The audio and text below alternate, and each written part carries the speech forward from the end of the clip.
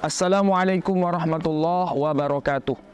Alhamdulillahilladzi nawwara qulubana binuril Qur'anil Karim wa binuri sunnati Rasulillah sallallahu alaihi wasallam. Asyhadu an la ilaha illallah wa asyhadu anna Muhammadan abduhu wa rasuluh. Allahumma salli wa sallim ala habibina Muhammadin wa ala alihi wa sahbihi ajmain.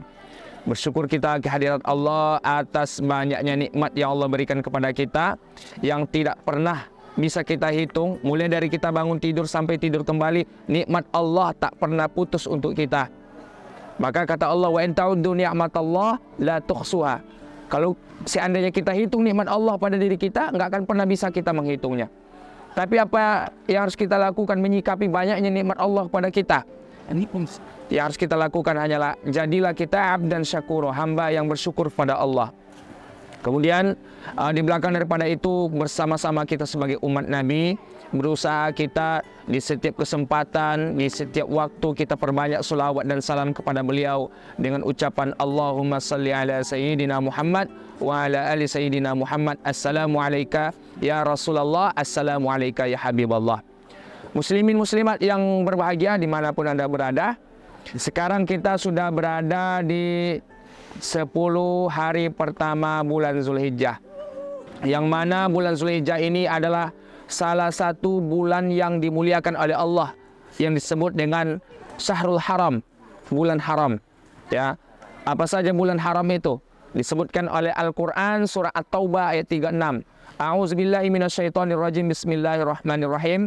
Inna iddatas syuhuri indallah 12 syahran fi kitabillah yauma khalaqas samawati wal ard minha arba'atun hurum. Sesungguhnya bilangan bulan di sisi Allah dalam satu tahun itu kaum muslimin ada 12 bulan. Ini ketetapan Allah. Yauma khalaqas samawati wal ard, ketika Allah ciptakan langit dan bumi.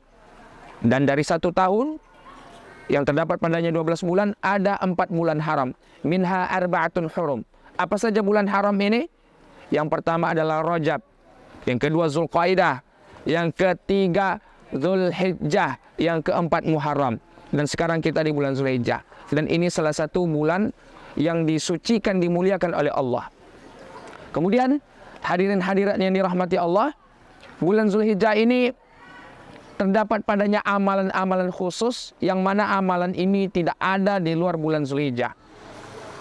Apa saja amalan khusus bulan Zulhijjah ini? Yang pertama, ini bagi yang mampu, ada kesempatan, ada uang untuk dibawa dan ditinggalkan, ada kendaraan. Apa itu? Ini amalan yang paling tinggi bulan Zulhijjah. Mengerjakan ibadah haji. Bagi siapa? Man istata'a ilaihi sabila. Siapa yang sanggup melakukan perjalanan. Maka kata Allah, al-hajju ashhurum ma'lumat. Haji itu pada bulan-bulan yang ditentukan. Faman faradha fihinnal hajja. Siapa yang telah Allah wajibkan baginya haji, fala rafasa. Tidak boleh di tanah suci itu mengucapkan kata-kata rafas, ya, kata-kata kotor. Wala fusuqa, enggak boleh buat dosa di tanah suci. Wala jidala fil hajj, dan enggak boleh debat kusir ketika haji di tanah suci. Nih, amalan tertinggi bulan Zulhijjah, laksanakan ibadah haji. Pertanyaannya, sekarang di Indonesia itu kalau kita mau pergi haji, daftar sekarang 10 atau 15 tahun yang akan datang baru kita bisa berangkat. Umur belum tentu sampai sejauh itu. Apa yang harus kita lakukan? Nah, kalau tidak bisa kita melaksanakan ibadah haji, lakukan ibadah bulan Zulhijjah yang kedua. Apa itu? Melaksanakan ibadah udhiyah, kurban. Nah, ini kurban dikerjakan pada bulan Zulhijjah. Kapan itu? Tanggal 10 Zulhijjah, setelah sholat Idul Adha, dan pada hari-hari tasyrik, yaitu tanggal 11, 12, 13 di bulan Zulhijjah. Nah, berbicara tentang kurban, para ulama berbeda pendapat tentang hukumnya. Menurut Imam Abu Hanifah, hukum kurban itu adalah wajib bagi yang mampu. Beliau menyandarkan pendapatnya pada hadis riwayat Ibnu Majah, riwayat An-Nasai, dan At-Tirmizi. Nabi SAW bersabda, apa kata Nabi? Man wajada sa'atan, siapa yang punya kesempatan, falam yudahi, tapi enggak mau ikut kurban, fala yaqrabanna musallana. Jangan dekati tempat solat kami. Enggak usah dekati tempat ibadah kami, kata Nabi. Nabi marah bagi orang yang punya harta, punya kesempatan tapi tak mau ikut kurban. Maka kata Imam Abu Hanifah, hukum kurban wajib bagi yang mampu. Tapi menurut jumhur ulama, siapa itu? Imam Malik bin Anas, gurunya Imam Asy-Syafi'i. Kemudian murid beliau, Imam Asy-Syafi'i. Lalu Imam Ahmad bin Hambal. 3 imam ini berpendapat hukum kurban gak wajib, tapi sunnah muakkadah. Jadi bagi yang punya kelapangan rezeki, berkurbanlah, ya. Keluarkan uang 2.700.000 atau 3 juta, belikan kerbau, sapi, kambing, berkurban kita wahai kaum muslimin. Apa manfaatnya kalau kita berkurban? Allah jadikan hewan yang kita kurbankan itu sebagai hewan tunggangan kita besok, kendaraan kita menuju surga Allah Subhanahu wa taala. Kalau kita nggak mau ikut kurban, padahal beli mobil bisa, ngecat rumah bisa, untuk nikah lagi bisa, tapi kurban tak mau. Tunggu saja nanti Allah mengambil harta kita, mengambil uang kita dengan cara Allah Subhanahu wa taala.